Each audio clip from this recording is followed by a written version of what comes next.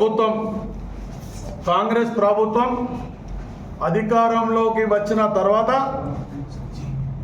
బడుగు బలహీన వర్గాలను, బిలో పావర్టీ ఉన్నటువంటి వాళ్ళను, మైనార్టీలను అందరినీ కూడా గౌరవించేటువంటి విధంగా ఏవైతే ఎన్నికల ముందు హామీ ఇచ్చినామో అవి ఒక్కొక్కటి నెరవేర్చుకుంటూ ఇలా 15 నెలల కాలంలో మొన్నటికి మొన్న పేదలకు సన్న బియ్యం ఇస్తా అని చెప్పినటువంటి హామీ ఏదైతే ఉన్నదో అది ఒక బృహత్తరమైనటువంటి కార్యక్రమం తీసుకొని ఇలా పేదలకు రేషన్ షాపుల ద్వారా సన్న బియ్యం ఇచ్చేటువంటి కార్యక్రమం చేస్తున్నది ఈ రాష్ట్ర ప్రభుత్వం.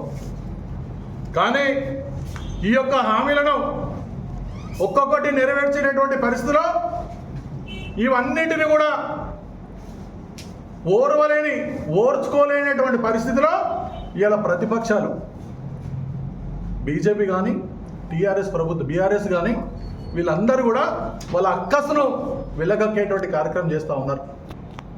నిన్న సోదరులు బీజేపీ వాళ్ళు రాష్ట్ర బీసీ సంక్షేమ మరియు రవాణా శాఖ మంత్రులు ప్రభాకర్ గారిని ఉద్దేశించి ఈ రాష్ట్ర ప్రభుత్వం చేపట్టినటువంటి ఏదైతే సన్నబియ్య కార్యక్రమాన్ని విమర్శించేటువంటి కార్యక్రమం చేస్తూ ఉన్నారు. సోదరులు తెలుసుకోవాల్సినటువంటి అవసరం ఉన్నది. ఇలా వాళ్ళు మాట్లాడుతూ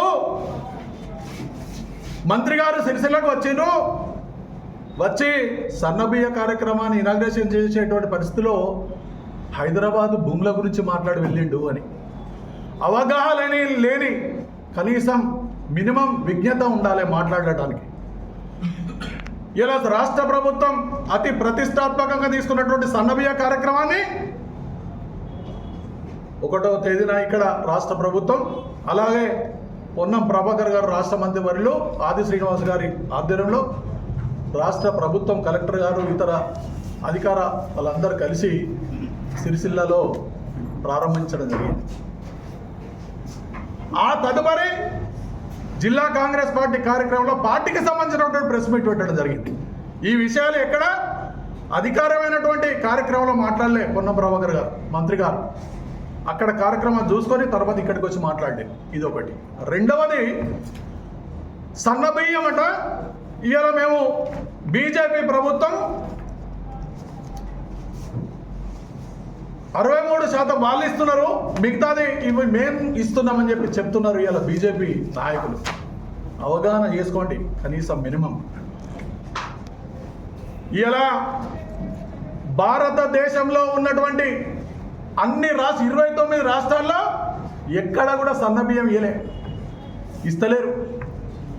ఒక్క కాంగ్రెస్ పార్టీ ఇలా రేవంత్ రెడ్డి గారు ఇచ్చినటువంటి ఏవైతే హామీ ఉన్నదో అది నెరవేర్చడానికి ఒక్క తెలంగాణలో మాత్రమే సన్నబియ్యం ఇచ్చేటువంటి కార్యక్రమం తీసుకున్నది ఈ రాష్ట్ర కాంగ్రెస్ పార్టీ ప్రభుత్వం. మరి బీజేపీ ప్రాంత రాష్ట్రాలు ఇన్నిగానే ఉన్నాయి కదా, మరి ఎక్కడన్నా సన్నబియ్యం ఇస్తున్నారయ్యా? మీకు ఒకవేళ నిజంగానే బీజేపీ మా వద్దు మేము ఇంత ఇస్తున్నాం, మేమే ఇవన్నీ చేస్తున్నాం అనేటువంటి వాళ్ళు మీ ప్రాంత పాలిత రాష్ట్రాలలో ఎక్కడైనా సన్నబియ్యం ఇస్తున్నారా? దీనికి సమాధానం చెప్పండి. ఈ నిర్ణయం తీసుకున్నది ఎవరు? తెలంగాణలో ఉన్నటువంటి కాంగ్రెస్ పార్టీ ప్రభుత్వం మాత్రమే పేదలను దృష్టిలో పెట్టుకొని ఇలా టీఆర్ఎస్ ప్రభుత్వం వాళ్ళు ఇచ్చారు, మేము కూడా సన్నబియ్యం ఇస్తామని చెప్పిన హామీని వాళ్ళు నిలబెట్టుకోలేదు, కానీ ఇచ్చిన హామీని నిలబెట్టుకున్నది ఇలా రాష్ట్ర కాంగ్రెస్ పార్టీ ప్రభుత్వం. మీ ప్రాంతాలలో ఎక్కడ ఇస్తున్నారా? ఇలా చెప్తున్నారు మా వాటా ఇది అని. అరే, జాతీయ ఆహార భద్రతా చట్టం, నేషనల్ ఫుడ్ సెక్యూరిటీ అథారిటీ కింద రాష్ట్ర ప్రభుత్వాలకు వారి వాటా ఇవ్వాల్సినటువంటి పరిస్థితి కేంద్ర ప్రభుత్వం అనేది కామన్. 29 రాష్ట్రాల్లో ఉన్నటువంటి అన్ని ఏవైతే ఉన్నదో ఈ రాష్ట్రానికి ఇంత ఇలా వరికి ఇంత అనే ఒక రేటు ఫిక్స్ చేస్తుంది ఇలా తెలంగాణలో. అట్లే బీహార్లో వాటిలో మన ఏది గోధుమ కావచ్చు, ఇంకొక దగ్గర జొన్న కావచ్చు, ఏ రాష్ట్రంలో అక్కడ వాళ్ళు తినేటువంటి ఏదైతే ఆహార పదార్థాలు ఉంటాయో వీటికి ఒక రేటు నిర్ణయించి దానికి వాటా ఇస్తుంది కేంద్ర ప్రభుత్వం. ఇది ఈ నేషనల్ ఫుడ్ సెక్యూరిటీ అథారిటీ చట్టం, జాతీయ ఆహార చట్టం మీద తీసుకొచ్చింది కాంగ్రెస్ పార్టీ. ఇలా మేము వాటా ఇస్తున్నాం ఎక్కడికా కాంగ్రెస్ బీజేపీ ప్రభుత్వం బీజేపీ ఇస్తున్నదా నీ ఇంట్లోకి ఇస్తున్నావా? ప్రతి రాష్ట్రానికి నువ్వు ఇచ్చేటువంటి వాటాలో ఇలా తెలంగాణకి ఇస్తున్నది. ఇలా ఏదైతే యూపీలో గోధుమలకి ఇవ్వచ్చు, మహారాష్ట్రలో గోధుమలకి ఇవ్వచ్చు, ఇంకెక్కడో జొన్నకి ఇవ్వచ్చు. ఈ విధంగా ఇక ఏదైతే మనం రాష్ట్ర ప్రభుత్వం తీసుకున్నటువంటి ధాన్య కొనుగోలు ఏవైతున్నదో ఇది కస్టమ్ మిల్లింగ్ ద్వారా తీసుకొని ఫుడ్ కార్పొరేషన్ ఆఫ్ ఇండియాకి ఇస్తే మనం ఏదైతే రాష్ట్రానికి కావాల్సినటువంటి బియ్యాన్ని తీసుకొని మిగిలిన బియ్యం ఎఫ్సిఐకి ఇచ్చేస్తే ఎఫ్సిఐ ద్వారా కేంద్రానికి వెళ్తుంది. వెళ్ళి మనకు వాటా ఇచ్చేది ఎంత? వాళ్ళు ఏదైతే అవసరం ఉంటుందో ఏ రాష్ట్రానికి అవసరం పడ్డదో అంత వాటా ఇచ్చాల్సినటువంటి బాధ్యత వాది. ఈ ఆహార భద్రతా చట్టాన్ని తీసివేసేటువంటి కుట్ర చేసింది బీజేపీ ప్రభుత్వం. ఇలా మేమిస్తున్నామని చెప్పి మీరు మాట్లాడతారే. నల్ల చట్టాలు తీసుకొచ్చి ఆహార భద్రత నేషనల్ ఫుడ్ సెక్యూరిటీ అథారిటీ తీసేయడానికి ప్రయత్నం చేసింది బీజేపీ ప్రభుత్వం. కానీ కాంగ్రెస్ పార్టీ ఎదుర్కొండ వల్ల ఇలా అది కంటిన్యూ అవుతున్నది. కేంద్ర ప్రభుత్వం ఇచ్చేది ఏందయ్యా? మనకు వాటా ఇచ్చేది ఎంత?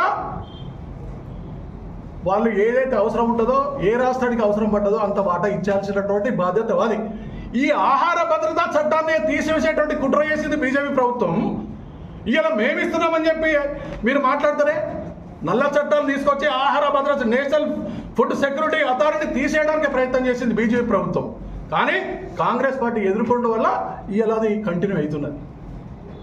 కేంద్ర ప్రభుత్వం ఇచ్చేది ఏందయ్యా?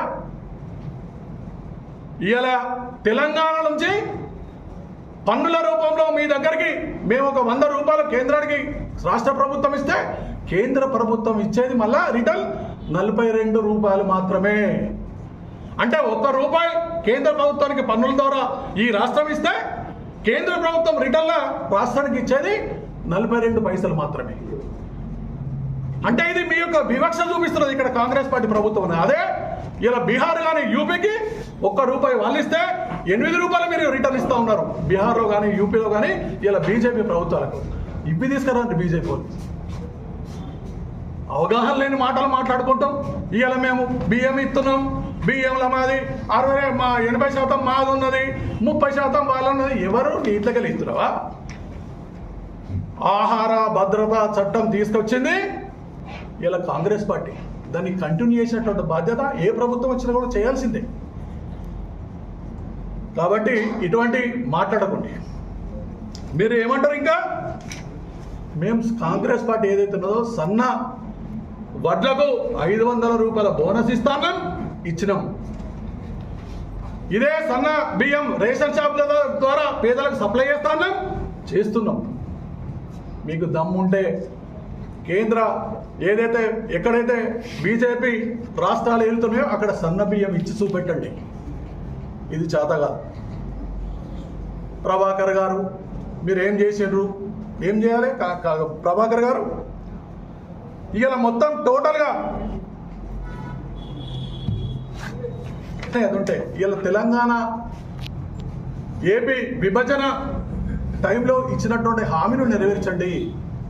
మీరు ఇచ్చినటువంటి ప్రభుత్వం ఏదైతే విభజన హామీలు ఉన్నాయో తెలంగాణకి ఇచ్చినాయి అవి నెరవేర్చండి.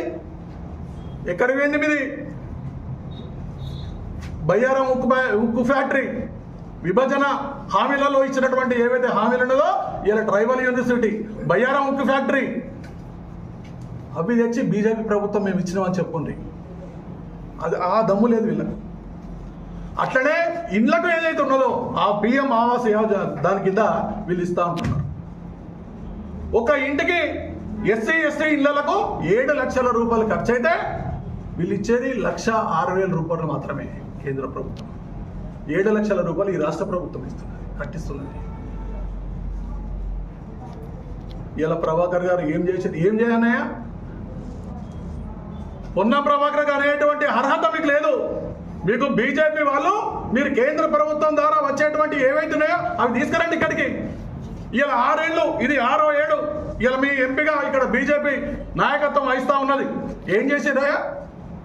అదే మేము చెప్పడానికి మా 5 ఏళ్ళు పొన్నం ప్రభాకర్ గారు ఇక్కడ ఎంపీ ఉండి ఇలా సిరిసిల్లకు కేంద్ర విద్యాలయం తీసుకొచ్చాడు. ఒక బీడీ లీవ్స్ హాస్పిటల్ తీసుకొచ్చాడు. తిరుపతి కరీంనగర్ రైలు తీసుకొచ్చాడు. ఇవి చెప్పడానికి మా దగ్గర గనగానే ఉన్నాయి. నీ దగ్గర ఏమున్నాయో చెప్పు. ఇలా అయ్యేటువంటి వరంగల్ జైత్యాల వరంగల్ హైవే ఆనాడు ప్రభాకర్ గారు తీసుకొచ్చిన దైవాలు ఇచ్చినటువంటి ఇలా మీరు ఇంకా నడిపిస్తూ ఉన్నారు.